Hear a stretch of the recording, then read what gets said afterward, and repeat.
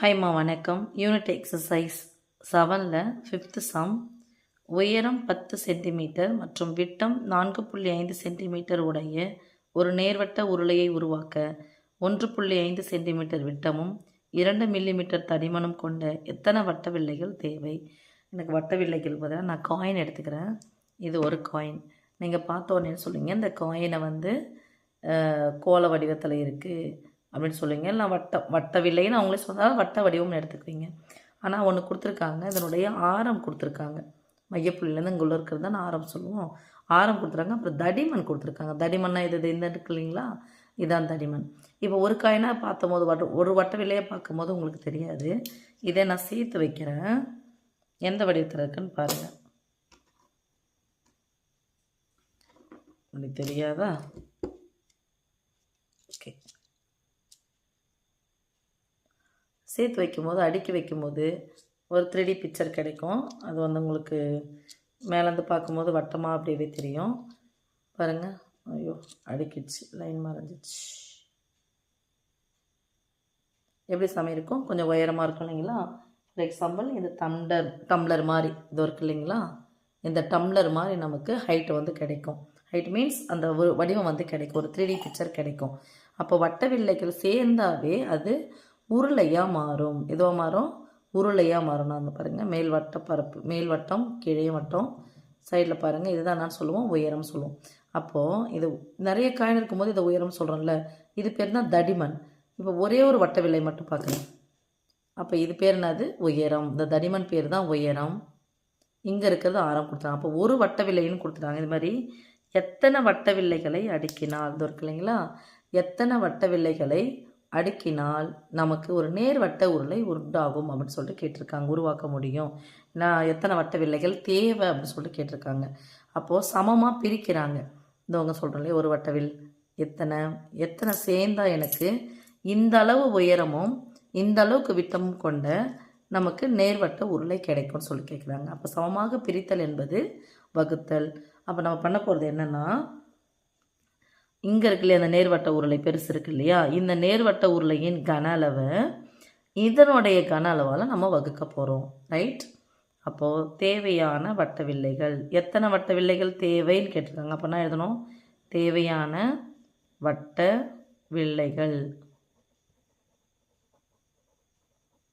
Equal to பண்ணலாமா? இந்த நேர்வட்ட உருளையை உருவாக்குன்னு சொல்லுங்க. அப்போது உருளையின் கன அளவு பை வட்ட வில்லையின் கன அளவு. வட்ட வில்லையும் எந்த வடிவம் தான்? உருளை தான். இப்போ தான் பார்த்தோம். வட்ட வில்லையும் எந்த வடிவம் தான்? உருளை வடிவம் தான். அப்போ உருளை வடிவத்துக்கு கன அளவு ஃபார்ம் என்னது? πr²h. இதுவும் πr²h. ஆனால் ஆரம் வேறு உயரம் வேறு. மேலே இருக்கிறதுக்கு உயரம் என்ன சொல்லிட்டாங்க பாருங்கள், 10. அப்போ இதை h1 வச்சாலும் சரி, ஃபார்முலா எதுனா கண்டிப்பாக இதை h1 வைங்க, இதை h2 வைங்க, இதை r1 வைங்க, இதை r2 வைங்க. பையன் என்ன ஆகிடும்? கேன்சல் ஆகிடும். r1² நமக்கு கொடுத்துருக்கிறது விட்டம் கொடுத்துக்கிறாங்க. அப்போ விட்டத்தில் பாதி ஆரம். விட்டத்தில் பாதி நான் அது பை 2. அப்போது 4.5/2 இன்ட்டு எத்தனை முறை போடணும்? 2 முறை போடணும். 4.5/2 இன்ட்டு h1 எவ்வளோ கொடுத்துறாங்க? சென்டிமீட்டரில் எவ்வளோ கொடுத்துறாங்க? இது சென்டிமீட்டர் 10. ஓகே, வகுத்தல். இந்த பைக்கு பதிலாக வகுத்தல் போட்டாலும் சரி, இல்லை இந்த பை போட்டாலும் சரி, ஈக்குவல்ட்டுங்க நேராக போட்டுக்கலாம். இந்த r2², இதுதான் விட்டம் கொடுத்துறாங்க. இதுவும் விட்டம் 1.5/2. எத்தனை முறை போடணும்? 2 முறை போடணும். r2², 1.5/2 இன்ட்டு 1.5/2 இன்ட்டு h2 பாருங்கம்மா, இது சென்டிமீட்டரில் கொடுத்துறாங்க, இது மில்லிமீட்டரில் கொடுத்துருக்காங்க. அப்போ இது என்ன பண்ணோம்? சென்டிமீட்டராக மாற்றணும். அப்போ சென்டிமீட்டராக மாற்றினா சென்டிமீட்டருக்கும் மில்லிமீட்டருக்கு என்ன சம்மந்தம்? 10 மில்லிமீட்டர் ஈக்குவல் டு 1 சென்டிமீட்டர். அப்போது சின்னதை பெருசாக மாற்றணும்னா வகுக்கணும், சிறியதை பெருசாக மாற்றணும்னா வகுக்கணும். அப்போ எத்தனை ஆள் வகுக்க போகிறோம்? 10 ஆள் வகுக்க போகிறோம். 2/10. நான் என்ன பண்ண போகிறேன்? கேன்சல் பண்ணுறதுக்கு முன்னாடி 4.5/2 இன்ட்டு 4.5/2 இன்ட்டு 10. இந்த வகுத்தலுக்கு பதிலாக நான் என்ன போடுறேன்? பெருக்கல் போடுறேன். அப்போ வகுத்தல் என்பது பெருக்கலின் தலைக்கீழி. இல்லை, பெருக்கல் என்பது வகுத்தலின் தலைக்கீழி. அதனால் நான் பெருக்கல் போட்டேன்னா இது தலைகீழ் எடுத்து போட்டுக்கலாம். 2/1.5 இன்ட்டு 2/, 1.5 இன்ட்டு 10/2. ஓகேவாம்மா?